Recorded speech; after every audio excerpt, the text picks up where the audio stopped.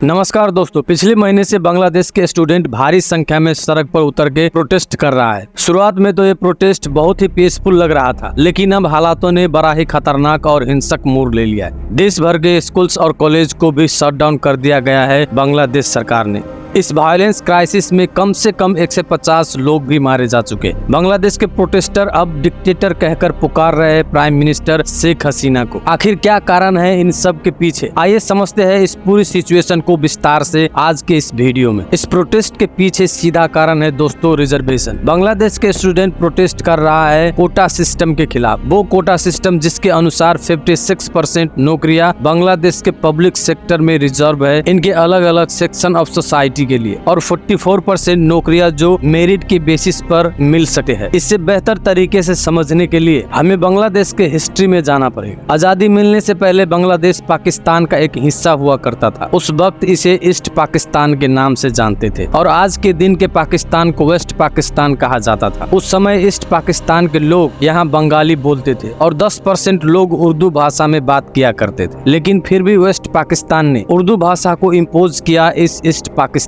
में। इनके अलावा इकोनॉमिकल डिस्क्रिमिनेशन हुई। देश के 59% एक्सपोर्ट ईस्ट पाकिस्तान से आते थे और 25% इंडस्ट्रियल इन्वेस्टमेंट ईस्ट पाकिस्तान के पास जाती थी। नवंबर 1970 में जब भोला साइक्लोन आया तब तकरीबन 30,000 लोग मारे गए ईस्ट पाकिस्तान में, लेकिन वेस्ट पाकिस्तान ने किसी भी तरह के हेल्प नहीं दिया ईस्ट पाकिस्तान को। इतना ही नहीं, पॉलिटिकल डिस्क्रिमिनेशन भी हुई। 1917 में जब पाकिस्तान में जनरल इलेक्शन हुई जिनमें ईस्ट पाकिस्तान में 162 सीटें थी और वेस्ट पाकिस्तान में 138 सीटें थी। वेस्ट पाकिस्तान के लोग ने अलग अलग पार्टियों में वोट किया और east Pakistan over vote majority गई सिर्फ अवामी लीग पार्टी, जिसे लीड किया जा रहा था शेख मुजीबुर रहमान के द्वारा। उस इलेक्शन रिजल्ट के नतीजा ये हुआ कि अवामी लीग दोनों देशों पर गवर्न करती, लेकिन वेस्ट पाकिस्तान की जो मिलिट्री थी वो बिल्कुल ये नहीं चाहती थी। उस समय वेस्ट पाकिस्तान के मिलिट्री कमांडर इन चीफ था अहयान खान, जो उस इलेक्शन रिजल्ट को एक्सेप्ट करने से ही मना कर दिया और ईस्ट पाकिस्तान पर मार्शल लॉ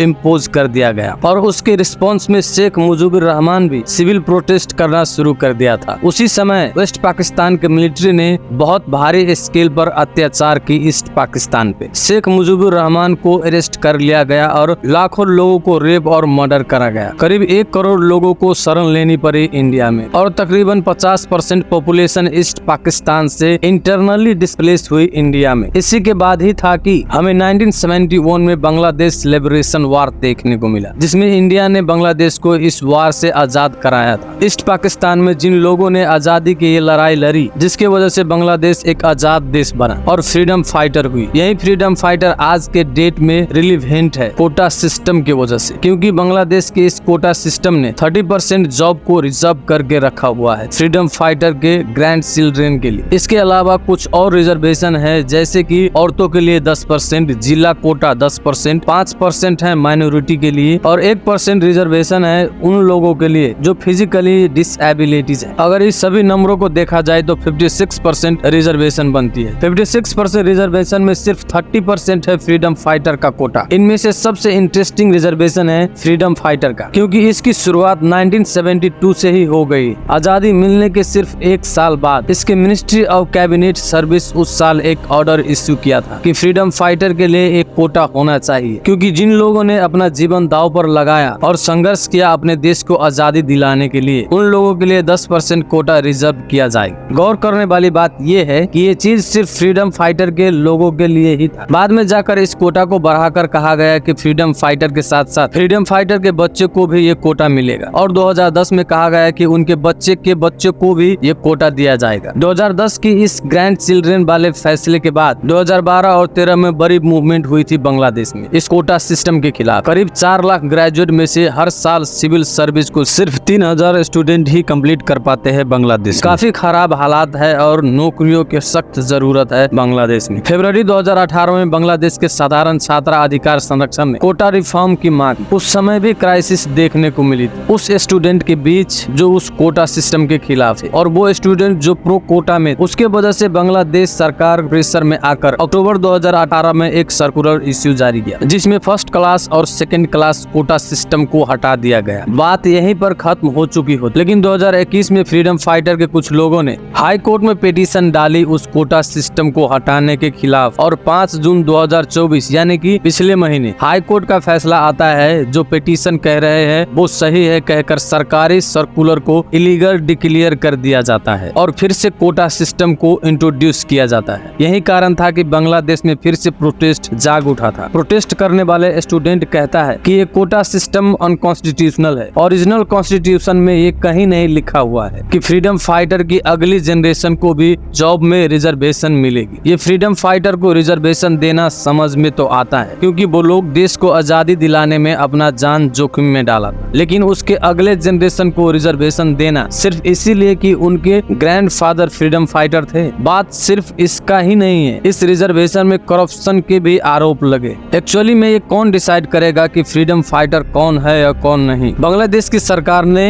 इसकी रिस्पॉन्सिबिलिटी खुद को दी कि सरकार डिसाइड करेगी कौन फ्रीडम फाइटर है और कौन फ्रीडम फाइटर नहीं। पिछले 15 साल से बांग्लादेश की रूलिंग पार्टी रही है आवामी लीग पार्टी और प्राइम मिनिस्टर रही है शेख हसीना। ये वही पार्टी है जो बांग्लादेश को आजादी दिलाने में संघर्ष किया था। प्रोटेस्टर का कहना है कि फ्रीडम फाइटर का रिजर्वेशन आवामी लीग पार्टी के लोगों को ही ज्यादा फायदा मिलता है। फ्रीडम फाइटर के लिस्ट में जिन लोगों का नाम इंक्लूड किया गया है उन लोगों के ऊपर काफी सारे ऑब्जेक्शन उठ रहा है और उन ऑब्जेक्शन को लेकर सरकार द्वारा रिजॉल्व नहीं किया गया है। 10 जुलाई 2024 को ये बात सुप्रीम कोर्ट तक पहुंचती है और सरकार हाई कोर्ट के खिलाफ सुप्रीम कोर्ट में जाती है अपील करने। सुप्रीम कोर्ट हाई कोर्ट के फैसले पर रोक लगा देती है और इधर प्रोटेस्ट रुकने का नाम नहीं लेती। स्टूडेंट और टीचर के अलावा बांग्लादेश के अपोजिशन पार्टी भी इस प्रोटेस्ट में जुड़ी हुई है, जैसे कि बांग्लादेश नेशनलिस्ट पार्टी। प्रोटेस्टर को रोकने के लिए 7000 पैरामिलिट्री बुलाए जाते हैं। यूनाइटेड नेशन की सिक्योरिटी की तरफ से भी स्टेटमेंट आती है